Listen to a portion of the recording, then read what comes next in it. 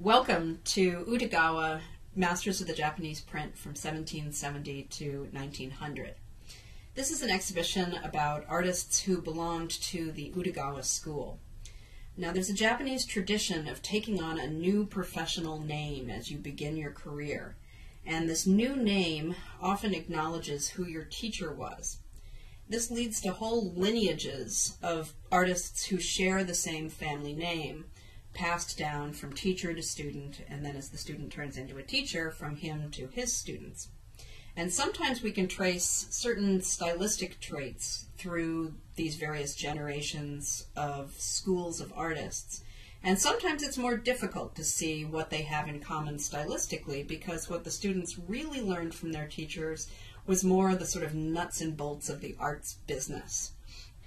And the artists who took on the Utagawa name worked in a wide variety of genres and in numerous individual styles, but they shared a remarkable sense of how to find success in this very competitive market. The first section of the show is called Establishing a Name, Utagawa Toyoharu, and Toyoharu was the first of the Utagawa artists who established the Utagawa school, and he was active in the late 18th century. Toyoharu was best known for what are called perspective pictures. And what we're seeing here is an image of the interior of a kabuki theater.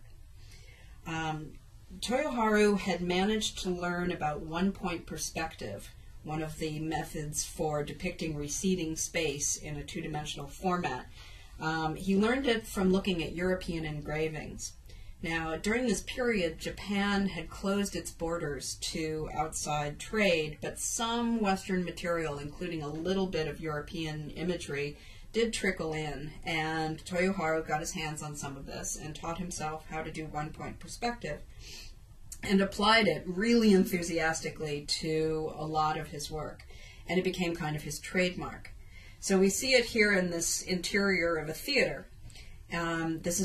This kind of image is really interesting to architectural historians because all of these wood frame buildings had a bad habit of burning down, and there are very, very few extant buildings of this sort, so the pictures provide a really interesting document for us. But more importantly, it captures the energy and excitement that focused on kabuki theater in 18th century Edo, which is the city that is modern-day Tokyo. Kabuki was a relatively new theatrical art form, and it aimed at a bourgeois audience. There were other theatrical forms that were much more ancient and much more aristocratic, and kabuki was kind of considered a little on the tacky side by people who were great connoisseurs of the older theater forms. It was much more boisterous and melodramatic than the older theatrical forms, with big, energetic performances and actors really working the audience. It developed a very strong following with some really die-hard fans who had strong attachments to certain actors. And it also the theater became a great place to see and be seen, a place to meet up with your friends. This print shows a performance in progress with the actors on the stage at the far end. You can tell it's the stage with a little roof over it. And you can see a catwalk that leads along one side of the audience space. That was used for dramatic entrances by actors who would then walk through the audience to get to the stage. But what this image really shows us is the audience, which is definitely not sitting still or sitting quietly for the performance. You can see food vendors who are walking through, touting their wares, and everybody is chatting with each other. These were very long performances, and everyone treated them more the way you would treat a ball game in the West. That nobody sat still or silently for these. Now, kabuki theaters were one of the main centers of activity and one of the primary draws for the entertainment districts of Japan's major cities. And this show focuses primarily on Edo, which was the capital of Japan at this time. These entertainment districts, in Tokyo it was called the Yoshiwara, were areas usually kind of at the edge of the city, where brothels were actually licensed to operate. It was also the area where theaters were built up and where there were all sorts of other entertainment, including puppet theaters and restaurants. Now, this world of the Yoshiwara, or entertainment district, came to be known as the Ukiyo, or floating world. This is actually an old Buddhist term, but here it's used to refer to the whole culture of the entertainment district. Like the emotions depicted on a stage in a kabuki performance, and like the relationships that men developed with their favorite prostitutes, all that happened in the Yoshiwara was understood to be fun, but kind of fleeting, not terribly deep, and really vaguely artificial. And so this term floating world refers to the fact that things are not entirely what they seem. People come and go, nothing is really very permanent, and it's all a little bit on the artificial side. Images of this ukiyo, or floating world, are called ukiyo-e, and that's the well-known term that we use to refer to pretty much all of the prints that we'll be seeing in this exhibition. This remarkable complex composition is what we call a double triptych, meaning that it consists of 6 standard-sized sheets of paper. It's by Utagawa Toyokuni, and the title is Fireworks at Ryogoku Bridge, dating to about 1825. It depicts a favorite annual event in Edo, the summertime fireworks display near Ryogoku Bridge, which was a major thoroughfare crossing the Sumida River, the major river that goes through Tokyo. Ukiyo-e imagery is remarkable in the history of Japanese art because earlier Japanese art forms had focused on the lives and customs of the very highest levels of aristocracy. And usually this art depicted a highly idealized version of the very distant past. You never made a painting of current events until ukiyo-e came along. Ukiyo-e depicted the current time, and it depicted regular city dwellers. And granted, they were the more attractive segment of Edo society, wealthy merchants and minor bureaucrats and actors and courtesans, but they were members of classes that would have been considered really quite tacky and tawdry. And this image shows just that cross-section of Edo society. It's regular people who have come to see these fireworks. The really regular people crowd onto the bridge, and most of them have their backs turned to us to watch the fireworks. But others closer to us are busy doing this and that, and they include a woman carrying a screaming toddler, servants carrying large bundles, a young samurai who has stopped to flirt with a young woman, and everybody is carrying a fan because we're in the middle of the really stinky hot Edo summer. The wealthier people who have come to see the fireworks do so from rented boats that would cruise up and down the river. And what we see on these boats underneath the bridge are a few male clients and boatmen, but mostly female entertainers and courtesans who are there to keep the male clients happy. And all eyes in this lower section of the composition are on a central female figure who's wearing a black kimono, who is standing precariously at the edge of her boat, looking like she might fall in at any moment. Now, presumably she's drunk, because pretty much everybody on these boats is, and this just adds to this moment of tension as this drunken woman is about to fall in the water. It really adds to the kind of riotous quality of the overall image.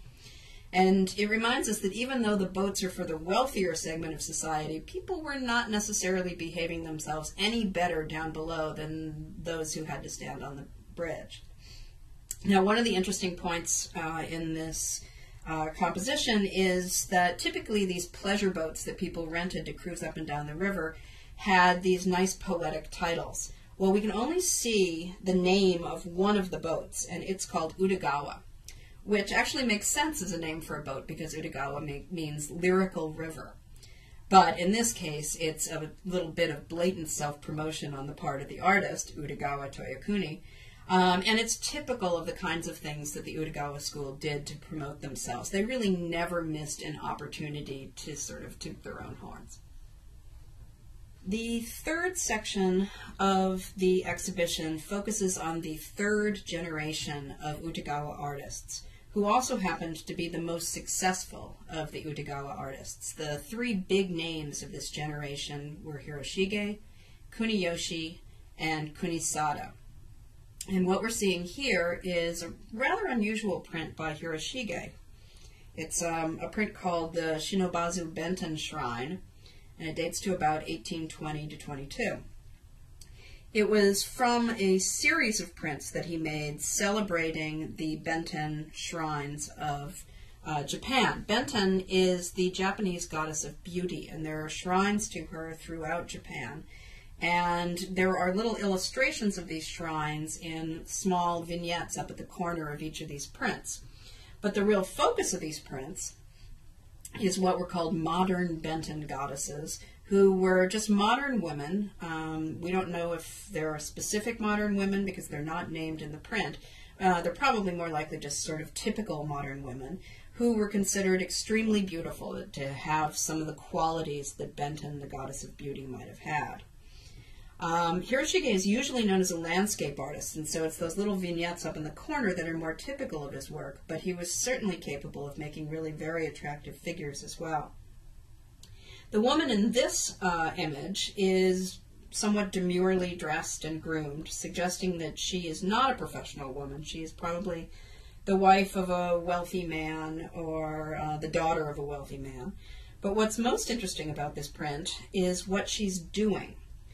She's holding a woodblock print in one hand, and there's a stack of woodblock prints in a box, presumably full of woodblock prints, just beneath her on the floor. So what this is showing us is how collectors used or looked at their woodblock prints. What she has are actor prints, but the way she's handling and viewing them would have been typical of all prints. One of the other things that's interesting about this image is that the print in her hand is actually identifiable as a real print, and it has the signature of Utagawa Toyokuni, who was one of the major artists of the previous generation.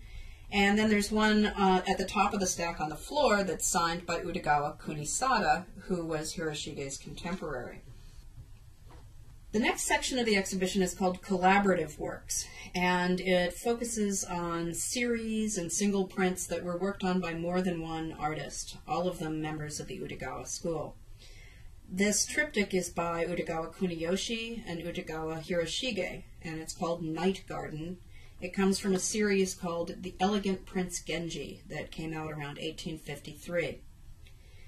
Utagawa artists of the third and fourth generations collaborated on many print projects. Publishers loved these collaborations because you could really promote it, like when you have a movie with two really major movie stars in it. It's more of a draw than if you have only one. Artists like these collaborative projects because they served as a way of highlighting their special talents. For instance, in this triptych, Kunisada, who is famous for his beautifully costumed ladies and actors, provides the figures for the composition, while Hiroshige, who is famous for his landscapes, provides the setting. And as if you didn't get it, that each of them was providing their own specialty, each artist has signed his work near the part that he contributed. This sends a message to the art market that if you want a really great figure, you go to Kunisada, and if you want a really great landscape, you go to Hiroshige. This triptych depicts a night scene, and like a lot of ukiyo-e night scenes, the figures look like they're glowing in the dark.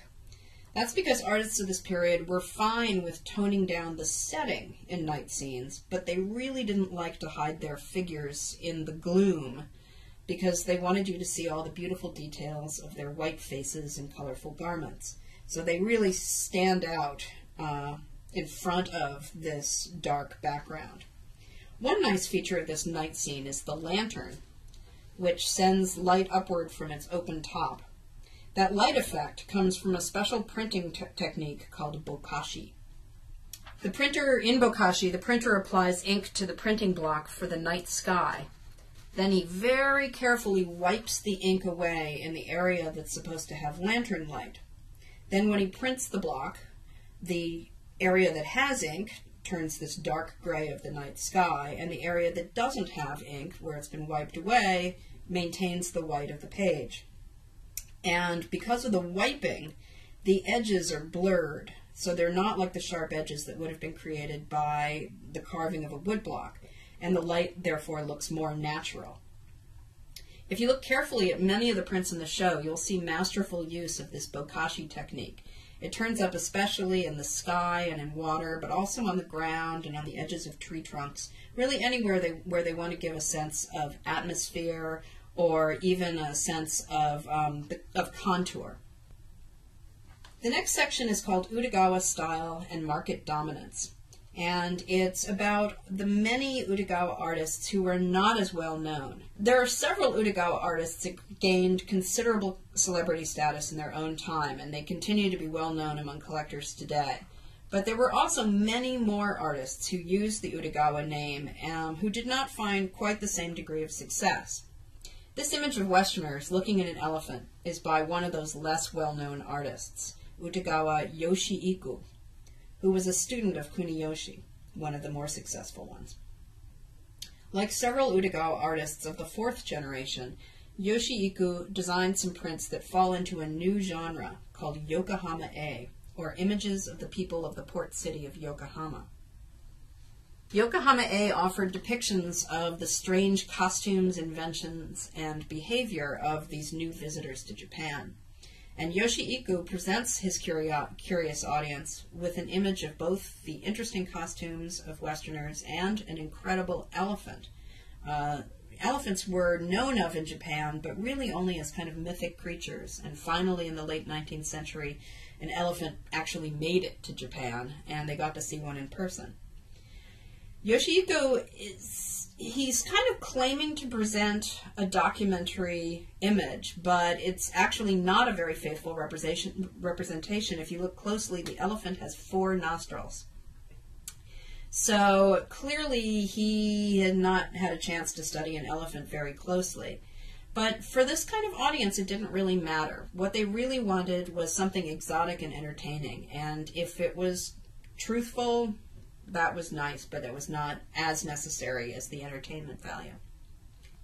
The last section of the show highlights really what was the last generation of Utagawa artists, and that's the fourth generation. By this time, ukiyo-e was already waning as a style, both for paintings and for prints. Western culture and new technologies were distracting people from the woodblock print market and really changing the standards of beauty for worldly Japanese customers.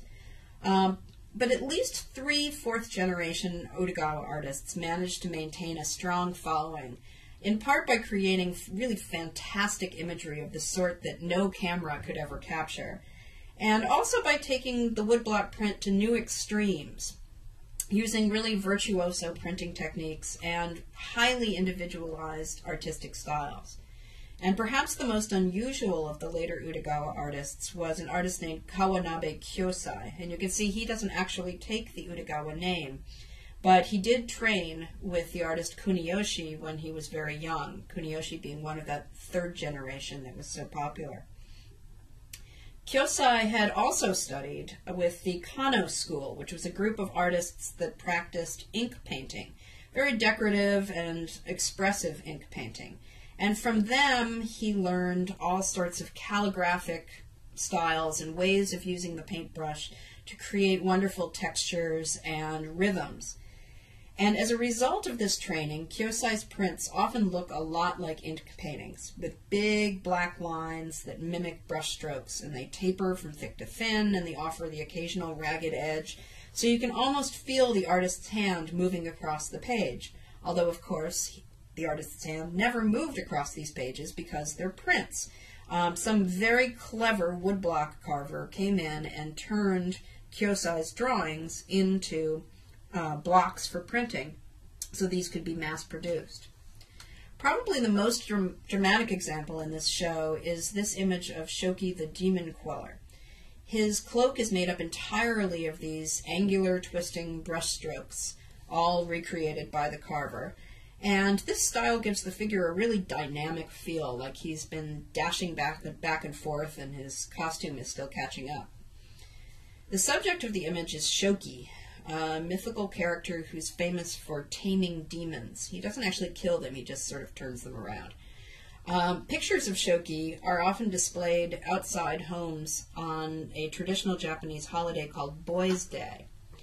Shoki is celebrated and worshipped on Boys' Day because he has a reputation for being particularly effective against the demons who threaten the well-being of young sons, little boys.